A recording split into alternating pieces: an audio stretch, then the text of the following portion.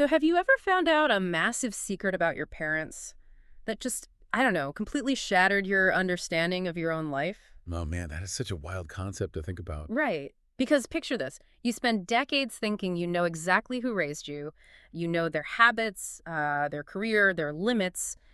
Then one day, a hidden door just opens. Yeah. And you realize they lived an entire breathtaking lifetime that you knew absolutely nothing about. Exactly. And today we're walking right through that door. We've got a stack of documents in front of us detailing Chapter 6 of this fascinating biographical study. It's called The Truth Unveiled, The Phenomenon Unleashed. And I mean, the mission for this deep dive is to really dissect an astonishing true story of hidden legacy. We're talking about commercial metrics that literally forced an industry to rewrite its rulebook. Oh, and a level of academic genius that almost defies belief, quite honestly. Yeah, because we're looking at much more than just the birth of a cinematic phenomenon here. Mm. The sources provide this profound psychological study of inherited talent and duty. It really is a brilliant look at how family history shapes us, right? Like how we can either be crushed by the weight of unfulfilled parental dreams or, well, use them as a launch pad. Precisely. It's all about how you process that inheritance. So let's establish the baseline here. Hmm. Before the world really met the star of this story, the star had to meet his father's true self. The catalyst happens late at night in a hotel suite in Mumbai. Right after a huge premiere. Yeah, the premiere of a massive film has just wrapped up. The family is back in the room, the adrenaline is fading, and the atmosphere is suddenly incredibly heavy. Because our lead, has just learned something shocking from an older industry veteran at the party. Exactly. He finds out his father, Rajesh, the man who has spent an aunt's entire life running a modest restaurant in Chandni Chowk to support the family, was a 1990 gold medalist at the National School of Drama. And to understand the weight of that, we really need to contextualize those locations. I mean, Chandni Chowk is this relentless, hyper-dense, chaotic commercial market in the heart of Old Delhi. It's like the definition of a working-class grind. Totally. And the National School of Drama, on the other hand, is India's absolute premier theater institute. It's the equivalent of Juilliard, or the Royal Academy of Dramatic Art. So he wasn't just doing some hobbyist play on the weekends. No, not at all. A gold medalist there means he was hailed by critics and professors as the absolute future of Indian theater. Yet he vanished. Yeah. Like, totally disappeared from the scene. And Rajesh finally breaks down in that hotel room and explains why. And the reason is just heartbreaking. It really is. Yeah. The same week he won that gold medal, his father suffered a sudden catastrophic heart attack and passed away. Right, and Rajesh was the only son. He had a widowed mother, a younger sister still in school, and that family restaurant in Chandni Chowk was literally their sole source of survival. So he makes this brutal pivot. He buried the gold medal, the stellar reviews, the photographs, all of it in a cardboard box, and just stepped into the kitchen. And he never looked back. Okay, let's unpack this. Because I kept wondering as I read this section of the sources, why bury it completely? Like, if I possessed that level of elite talent but had to give it up, I feel like I would inevitably become a stage dad. Oh yeah, living vicariously through your kids. Right, I'd be coaching my kid from the sidelines, showing them my old trophies. Did discovering this legacy actually give Anant a competitive edge, or was it purely just emotional grounding? Well, that instinct to be a stage dad is what most people would do, which makes Rajesh's psychology so exceptional here. He witnessed a toxic pattern that we see in almost every culture. You know, parents weaponizing their crushed dreams against their children. Like the failed athlete pushing their kid to the Olympics? Exactly. Or the aspiring doctor forcing their child into medical school. Rajesh realized that if he shared his past, Anant's artistic journey would instantly become burdened. Wow. So he chose silence on purpose. Decades of silence, so that Anant would never have to look in the mirror and ask, am I acting because I love it, or am I acting to resurrect the ghost of my father's career? He gave Anant a totally blank slate. I mean, that is just profound restraint. It's like discovering your parent was secretly a superhero, but instead of handing you a cape, they hand you a masterclass playbook. That's a perfect way to put it. Because now the secret is out. As soon as they get back to Delhi, they drag out these battered cardboard boxes that had been hidden in the restaurant for decades.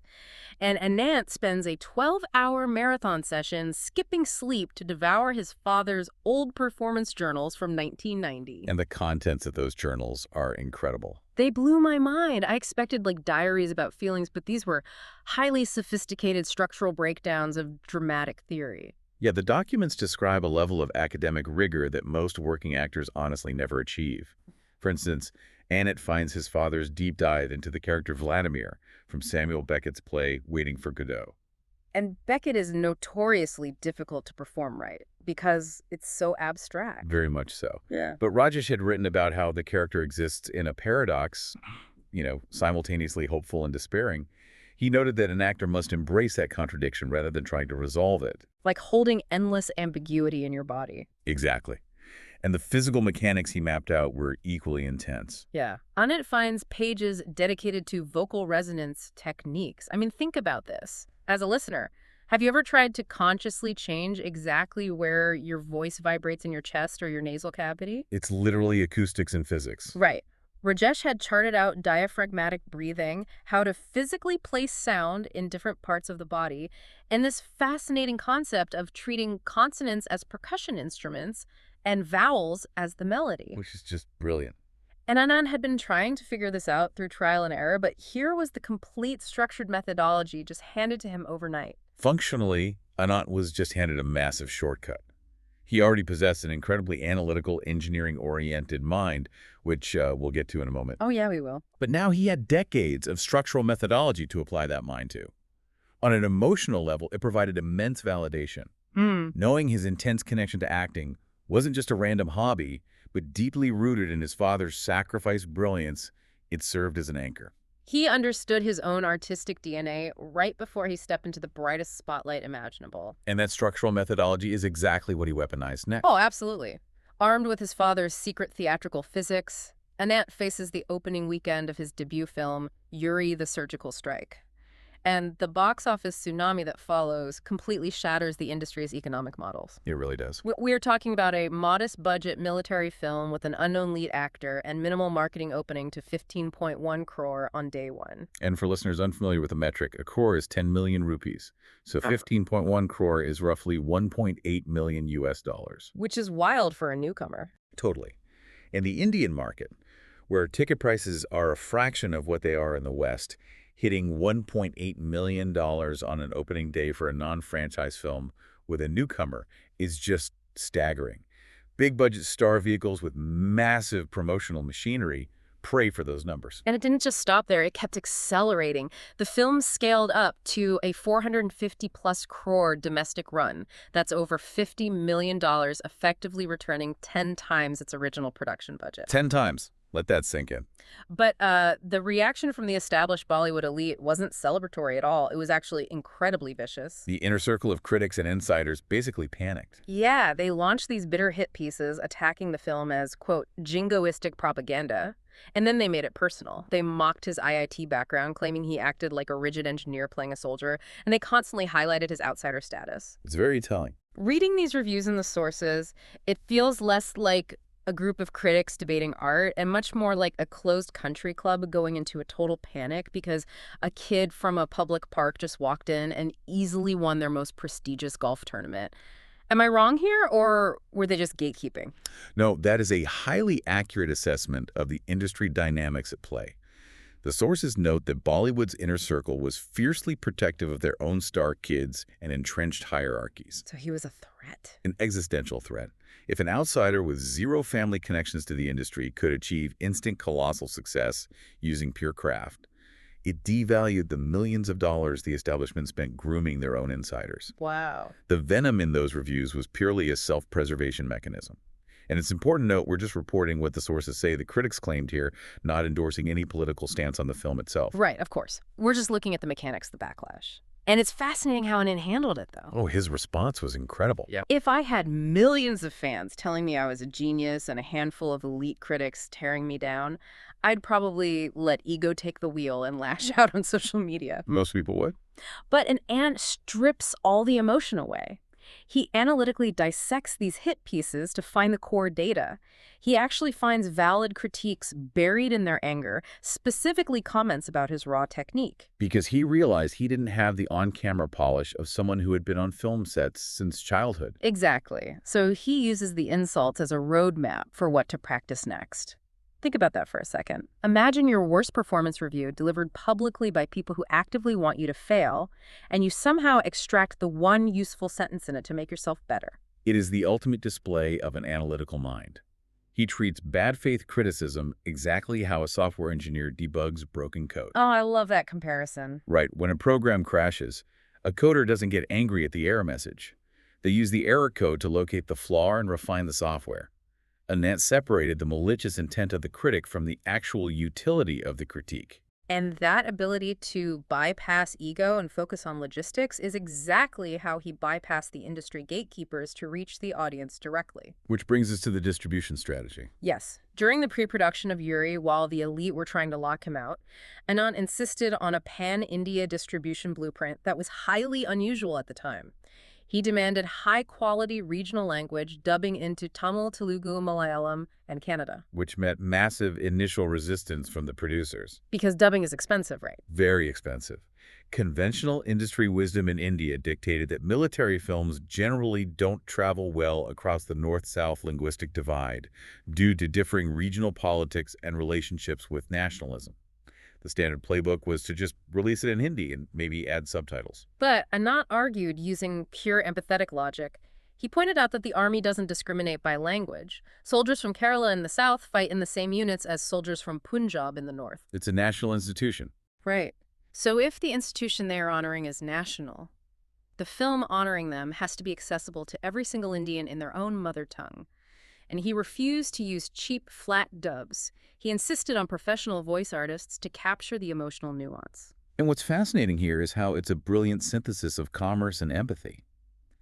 By respecting regional audiences enough to provide high-quality localization, the audience didn't feel like a Hindi-centric narrative was being imposed upon them. They felt invited into the experience. Exactly. And the business result of that inclusivity was an additional 40% of total revenue generated purely from those dubbed markets. It completely rewrote the industry's distribution playbook. And the authenticity of that decision just radiated outward. The government declared the film tax-free, lowering ticket prices and driving even more footfall. But the ultimate validation really came from the armed forces. Oh yeah, there's a detail in the sources that genuinely gave me chills. A viral clip surfaced of young para-commandos sitting in their barracks watching the film. When Anant's character yells his rallying catchphrase on screen, the entire barrack of real-life commandos roars back, "Hi, sir," in unison. I mean, when the people who actually live that reality, who face mortal danger, daily validate the portrayal, it transcends box office metrics entirely. It really does. The sources also highlight a deeply poignant review from a widow whose husband died in a 2015 counterterrorism operation. She publicly thanked Anant for honoring his sacrifice without exploiting the trauma. Wow. For Anant, the sources indicate that letter meant more than the staggering financial returns. So you have a newly minted megastar. He's rewritten distribution models. He's beloved by the armed forces, and producers are literally throwing briefcases of cash at him to sign on to their next projects. What is his logical next move? You'd assume he moves into a beachfront mansion in Mumbai. Right. But instead he goes back to a college dorm room. It is perhaps the most surreal pivot in the entire narrative. At the absolute zenith of Yuri's success, Anant is receiving 15 to 20 film offers a week. Directors are offering him 5 crore signing amounts. That's over $500,000 US just to sign a piece of paper for a single film. And he turns them all down. He tells the producers he has a final semester to finish for his computer science engineering degree at IIT Delhi, and that commitment is non-negotiable. We really have to emphasize what IIT Delhi is. The Indian Institutes of Technology are the equivalent of MIT or Stanford, but with an acceptance rate of less than 1%. You don't just coast through a semester there. No, you really don't. When I first read this, my immediate hypothesis was that Anant had imposter syndrome. Like maybe he thought the movie was a total fluke and he was terrified he'd never get another acting job, so he needed his engineering degree as a fallback plan. Was returning just about finishing a degree, or was it something else? Well, it's a reasonable assumption, but the sources point to something much more strategic. It was an intentional psychological grounding mechanism. Wow. Yeah, instant overnight fame of that magnitude is highly disorienting. It floods the brain with dopamine and distorts reality. You are surrounded by people who agree with everything you say. The ultimate echo chamber. Exactly. By placing yourself back into an environment where he is just the student, where he has to submit assignments on deadline study for brutal compiler design exams and adhere to strict objective academic standards, he forced himself back into reality. That's so sorry. He neutralized the intoxicating high of a movie premiere with the unglamorous, rigid discipline of complex mathematics. And the juxtaposition on campus was pure chaos. I mean, you have the biggest movie star in the country casually walking into a computer networks lecture. You can't even imagine. The university had to station dedicated security guards outside his classrooms just so he could take notes, and massive mobs of students would gather trying to catch a glimpse of him walking between buildings. But he didn't just quietly pass his classes to get the piece of paper right. Not at all. The academic climax is wild. The dean holds a viral press conference to announce the final results, and Anant in graduates is a computer science gold medalist. A perfect 10 out of 10 GPA. Which is just staggering. Yeah. He was simultaneously the highest-scoring engineering student in his batch and the most commercially successful actor in the country. Such a crazy duality. And that duality completely captured the nation's imagination. It shattered the stereotype that actors are just charismatic faces.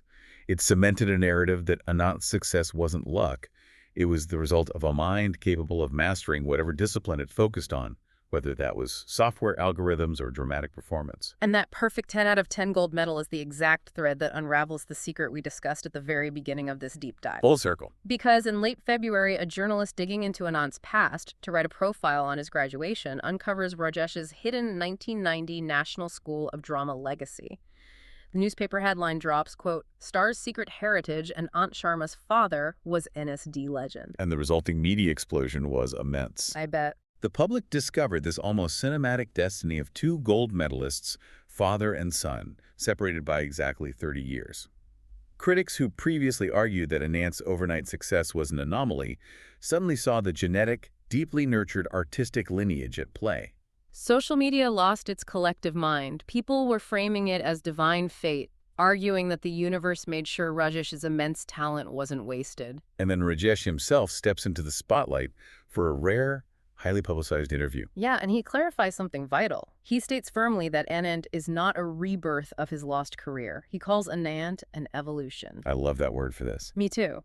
He says his son combined his inherited artistic instinct with his own brilliant analytical mind to become something entirely new. And if we connect this to the bigger picture, that interview fundamentally redefines what a true legacy is. It isn't about forcing a child to walk your exact path or fulfill the specific milestones you missed out on. Right. It's not a copy-paste job. Exactly. True legacy is providing the underlying values, the respect for the craft, the relentless work ethic, the understanding of art as a service to the audience so that the next generation has the tools to walk their own path. Rajesh didn't give Anant his dream. He gave him the foundation to build a much larger one. Which brings us to Anant's ultimate choice. He graduates with that perfect GPA, and tech giants like Google are knocking on his door.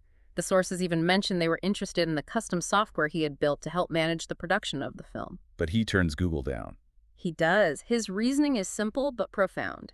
He explains that while coding engages his mind, acting engages his soul.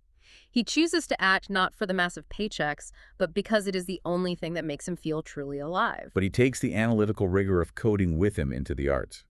He realizes that having the luxury to choose between international tech giants and massive commercial film projects is an incredible privilege. Oh, absolutely. Moving forward, he decides to use his analytical mind and his artistic soul to tell stories that matter, integrating everything he has learned. It is an incredible synthesis. So let's pull all these threads together. We started by looking at a heartbreaking hotel room confession, and we ended with an unstoppable national phenomenon. What a journey. This deep dive into Chapter 6 revealed a story where family duty, unapologetic intellect, and sheer artistic hunger combined seamlessly. It wasn't just about an actor getting famous. No, it was so much more. It was about a son discovering his father's buried playbook, an engineer debugging the venom of his critics to find useful data, and a student demanding that a film honor the entire country in all its native languages. The core takeaway is the power of integration. Anant didn't compartmentalize his life. He brought his rigorous engineering discipline to his acting, his deep empathy to his business and distribution strategies, and his father's historical classical techniques to a modern cinematic landscape. He used every single part of his identity. So as we wrap up today, I want to leave you with a final thought to mull over. We often view our family history in one of two extremes. It's either a strict, suffocating blueprint we feel obligated to follow, or it's a cage we feel we must desperately escape to be our own person. Right. It's usually one or the other. But what if, Anant, you treated your past simply as raw data. Think about your own family's deepest unfulfilled dreams or talents. If you could remove the emotional baggage, the guilt, and the pressure from those dreams, how could you apply them to your own life as an analytical tool for greatness? That's a great question. What if your family's hidden playbook is just waiting for you to open it and translate it into your own language? Thank you so much for joining us on this deep dive. Keep questioning the narratives around you, keep looking for the hidden connections, and we'll see you next time.